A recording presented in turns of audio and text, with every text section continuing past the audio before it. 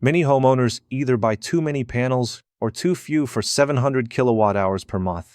I'm Weo from ADNLITE, and we supply solar panels, inverters, batteries, and complete solar power systems. In this video, I'll show you the panel count, the simple math, and the system setup I would choose.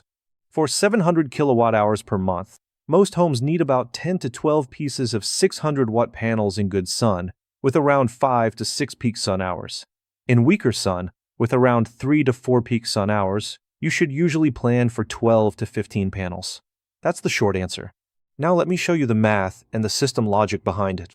I use the same steps here that I use in real ADNLITE projects. I use one simple formula and local sun data. Panel count equals monthly kilowatt hours divided by panel wattage, sun hours per day, 30 days, and system efficiency. I usually use efficiency at about 0.85.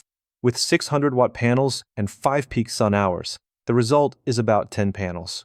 700 kilowatt hours per month is about 23 kilowatt hours per day. That's the anchor number. For this kind of job, 600-watt panels are common, and 550-watt panels also work. Then I choose real peak sun hours, not daylight hours. That part matters a lot. After that, I apply real system efficiency. My 0.85 assumption covers inverter loss, temperature loss, wiring loss, mismatch, dust, and MPPT behavior. So the formula is simple. I also add a small buffer when the roof has shade, heat, dirt, or complex angles. In many ADNLITE jobs, I add about 10 to 20% more DC capacity for that reason. If peak sun hours are high, you need fewer panels. If they're low, you need more. As a rough guide, places like Dubai, Riyadh, Phoenix, and parts of Australia usually have strong sun. Places like Central Europe, the UK, and some parts of Canada usually need more panels for the same monthly energy. I break it down the same way I do in client quotes. First, I convert monthly energy into daily energy. 700 divided by 30 is about 23 kilowatt hours per day.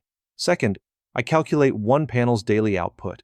A 600-watt panel at 5 peak sun hours and 85% efficiency makes about 2.55 kilowatt hours per day.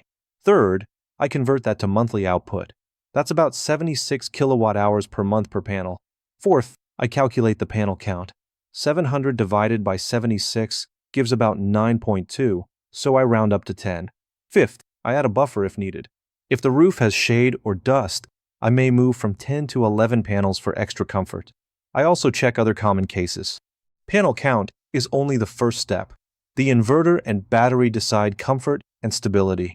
For off-grid homes using around 700 kilowatt hours per month, I usually look at 10 to 12 pieces of 600-watt panels, a 5 to 6 kilowatt hybrid inverter with MPPT, and a 10 to 15 kilowatt hour LiFePO4 battery. If cloudy days are common, I add 1 to 2 days of storage. For a grid-tied home in good sun, I may suggest 10 to 12 panels, a 5 kilowatt hybrid inverter, and little or no battery. For a grid-tied home in mixed sun, I may suggest 12 to 14 panels, a 5 to 6 kilowatt hybrid inverter, and a 5 to 10 kilowatt hour battery. For an off-grid home in a mild climate, I may suggest 12 to 14 panels, a 6 kilowatt hybrid inverter, and a 10 to 15 kilowatt hour battery. For an off-grid home with frequent cloudy spells, I may move to 14 to 16 panels, a 6 kilowatt hybrid inverter, and 20 to 30 kilowatt hours of storage. I also explain the normal losses. DC to AC conversion, temperature, wiring, mismatch, dust, shade, and MPPT window behavior all affect output. We plan for those losses. We don't ignore them.